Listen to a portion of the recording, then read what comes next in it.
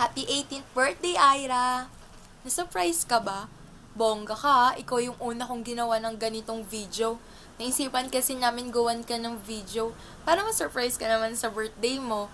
Even though na nandyan naman kami. Tanda mo na. Parang kailan lang. Bata-bata mo pa ngayon, tanda mo na. Parang dati, classmate pa lang tayo sa kinder. Ngayon, classmate na tayo sa college. And now, you're turning 18. Bongga. Wish ko sa birthday mo, good health syempre. At sana makapasa tayo sa lahat ng subject. Sana umabot tayo ng second sem na magkakasama. Yun. Thank you pala for being such a good friend to me.